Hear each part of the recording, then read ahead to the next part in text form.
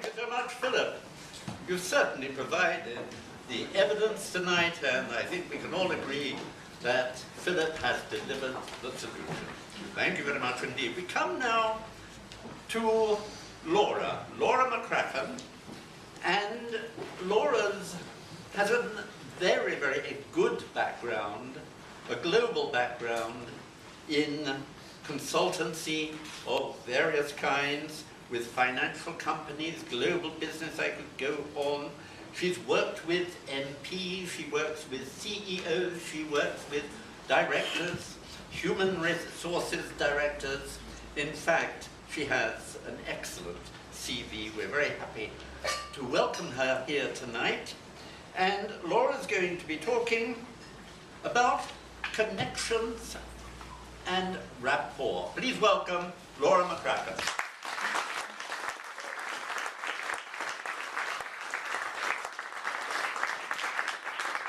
Thank you, Gwen.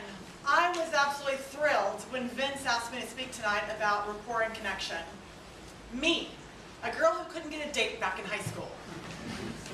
I used to think that connection was something that was kind of magical, a spark, chemistry that happened elusively between two people, and generally meant that you should get married, and fast, before he changes his mind.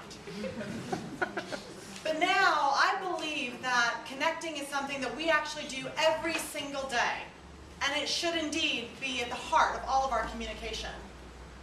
So how do we actually achieve this magical connection, whether it's in front of an audience, during a job interview, on a big business pitch, or indeed on a date?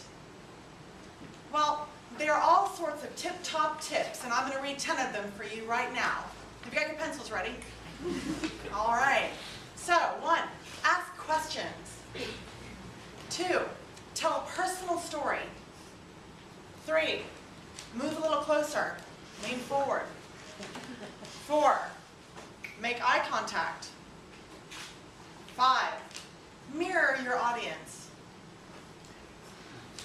6, tell a little joke. 7, be passionate. 8, show emotion. 9, smile. Number 10, show a little leg. More. Yes, these tips do indeed work to help build rapport and connection with people. However, I believe that there is something much more than just these tactics, much more important than just the outer game. It's the inner game that really matters. The way of being that actually creates the conditions for connection. Before I actually share with you the inner game, let me tell you about a few mistakes that I've made along the way. Connection killer number 1. Dazzle people with my credentials. And if that didn't work, go and get some more credentials. Have you ever noticed those people at a networking event who come over and just kind of lead with their CV or their experiences? You may well be impressed. However, did you actually feel any sort of real connection with them? Connection killer number 2. Believing that I need to be perfect. Afraid of showing mistakes or weakness or worse than that, vulnerability. Take myself too damn seriously. Oh Lord, it's so hard to be humble when you're perfect in every way. Each day when I look in the mirror, I get better looking each day. To know me is to love me. You get the idea. Have you ever noticed how dreadfully boring perfect people really are? And connection killer number 3. Believing that I had to come up with the answer all the time without asking any questions. Let me tell you, if your spouse or your significant other asks you for your advice, they do not want the answer. What they want is a thought partner, someone to help them walk through different options and maybe help them come up with their own solution. So now that I've made all of my confessions of all the mistakes that I've made in my life, I'd now like to share with you what I believe the inner game is all about, to the art of connection. The inner game, to me, is three things. It's authenticity, humor, and curiosity. What is authenticity? Ralph Waldo Emerson said, "Who you are speaks so loudly that I cannot hear what you are saying." To me, authenticity, or being authentic, is when what you think, what you say, and what you do are actually in sync. So I believe that it's about knowing who you are, being comfortable in your own skin, being real, being honest. And isn't that amazing? Have you ever known anybody with that level of inner confidence? It's quite compelling and attractive, isn't it? Now on to humor. When I talk about humor, I don't mean it's about being funny.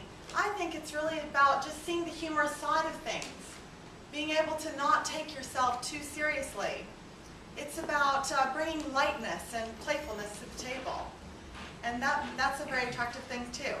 I'll tell you a little story. Back in Texas, where I was growing up, as you can tell I'm a Texan, we had this politician, a governor of our state named Ann Richards.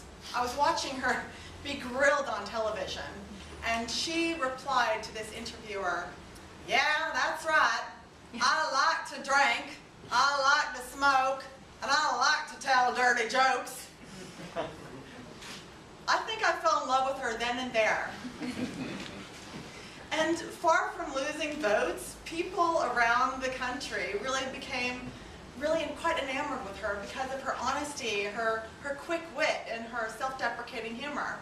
She was not a perfect person, but people connected with her on a human level. Third thing that I think is quite important in connecting with other people is curiosity. Have you ever noticed how some of the most interesting people are the ones who actually show some level of interest in you? It's funny how that works, isn't it? So if you really, really want to connect with people, my suggestion is let your curiosity be your guide.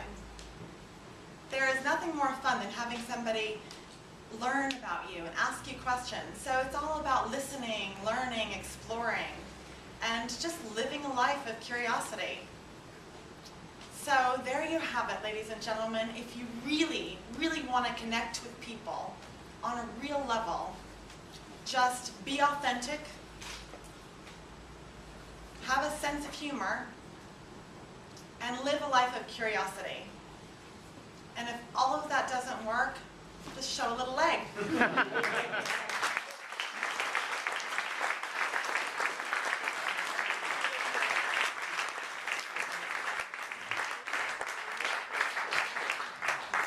I think that all did work. For Laura, thank you for your confessions. Thank you for your high school experiences. Thank you for singing to us, and thank you for giving us wonderful lessons that we'll remember. So thank you again, Laura.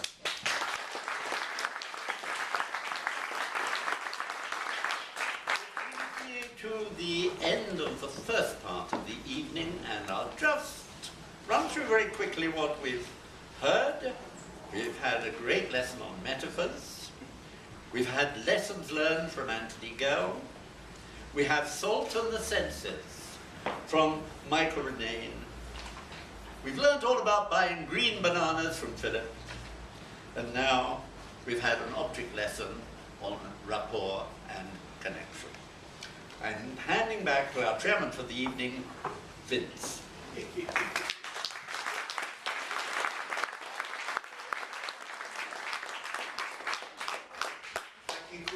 Ladies and gentlemen, we're going to have a 15-minute break. If we could resume round about 25 to 9, that would be fantastic. Please take your seats early. We've got a lot to get through this evening, so please come back on time. I'll see you in a while.